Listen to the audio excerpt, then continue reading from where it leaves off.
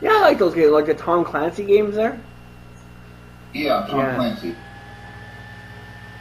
I remember I played the Rainbow Six one, the one where you start off in the jungle and you go into that cabin kind of place, and you gotta free all the hostages. Yeah, I like that one, Rainbow Six. Tom Clancy, he was a good author, but who was also involved in the video game world. That's why I did that another post on Facebook where I'm not sure if you saw where it looked like there was a Jack Reacher. Yeah, he's walking down the road. They had his thumb out like the Hitcher. Yeah, that was awesome. Yeah, that was awesome. I can see that happening too because Tom Clancy did "Why Can't Lead Child." I would love to see a Jack Reacher video game, but without the likeness of Tom Cruise. For sure. Yeah. No Tom Cruise. Not at all. Bring in Brian Boswell. Absolutely. But you guess what? I just thought of this whole week. This whole week I thought about this. Not instead of just Brian Bosworth, you know who else I believe who can pull off Reacher very well? Arnold? No, I'm gonna give you a hint. Okay. The court is civilized, isn't it, Tim? Brian Thompson.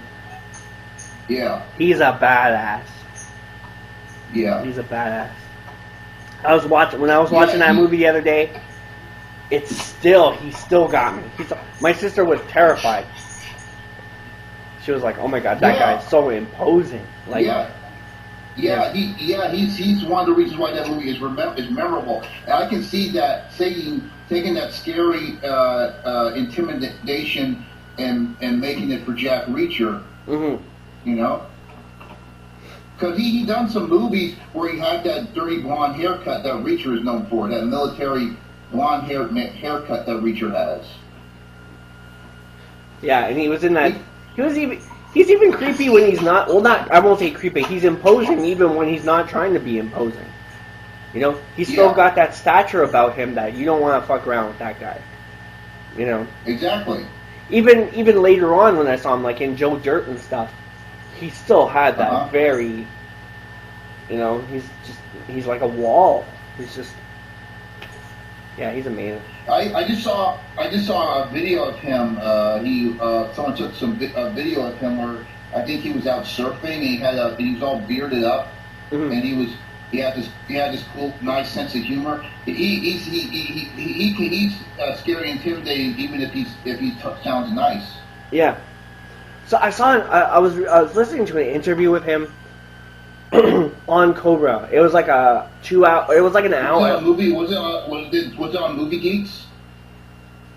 I don't know. It was like a podcast kind of thing.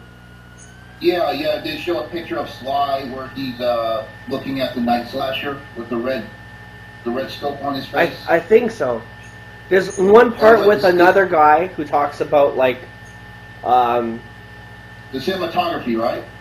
Yeah, there was a cinematography guy. Yeah, that was from Movie Geeks. I know them. Yeah. I know them on Blog Talk Radio. I had my old school Lucius Club radio show on there. Yeah, they're really cool guys. And of course, one of the people on there is obsessed with Cobra. That's why he did that show. Mm-hmm. And Brian Thompson was on there. Yeah, that was brilliant.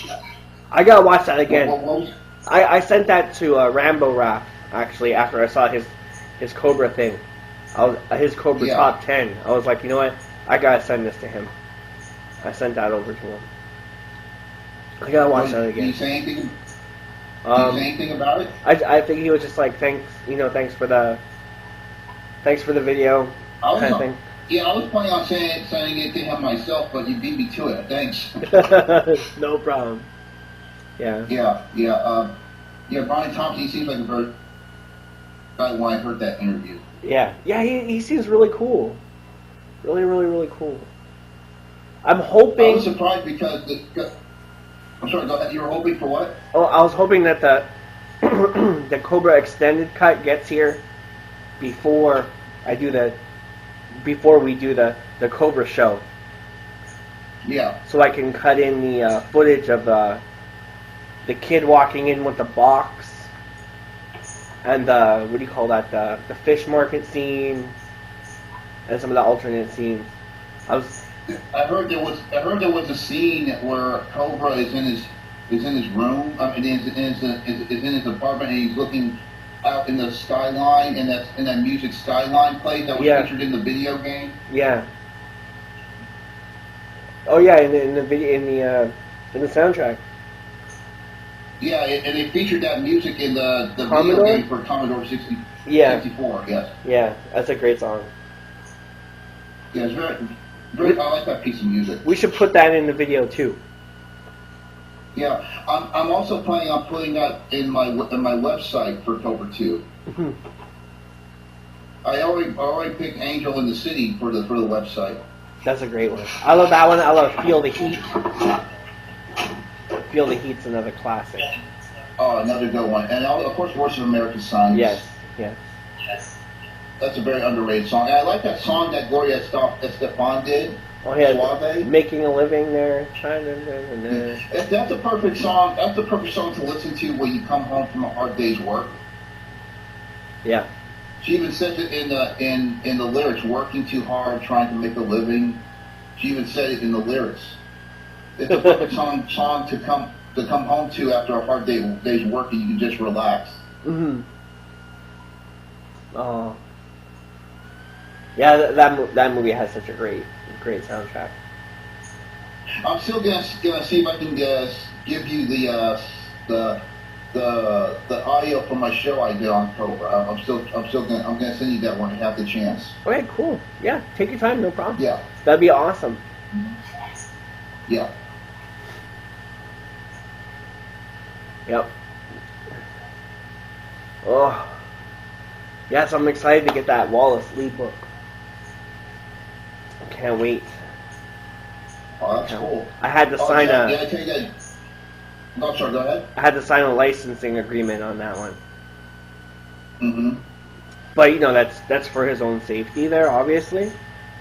But yeah, this guy's really dedicated. He's really like, wow, like it really struck me how dedicated he was to the source material. He actually went out, spent 2 years researching Vietnam. Going over the whole thing of the characters, all the side characters. He looked up so much information.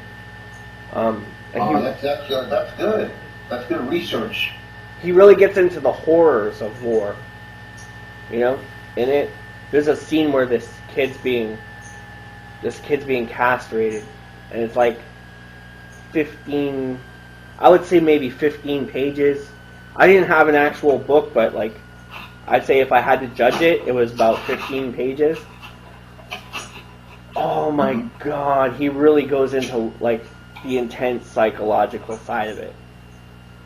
Very much like how David Morrell went into the very psychological side of things with First Blood.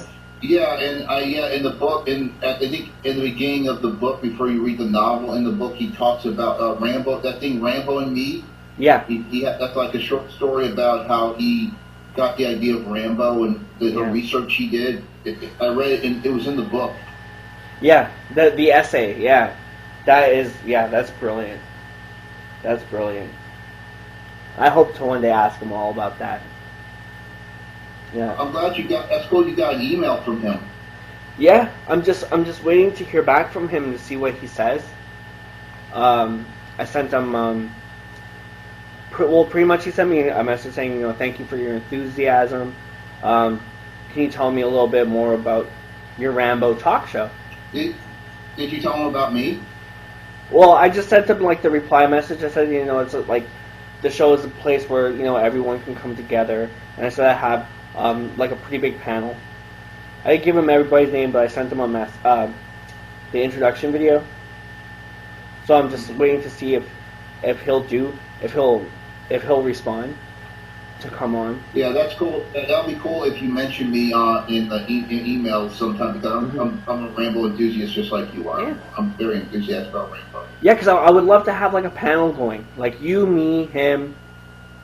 I asked Rambo Raph, but he doesn't. He said he wasn't feeling too well. He had some throat problems or something. But like that would be awesome. Like if we have like a 3-way panel. I'll definitely be there. Mm-hmm. Maybe throw in Mike Chapman and Mickey Cardone. Maybe do like a Elite like Elite Child. Yeah, that would be awesome.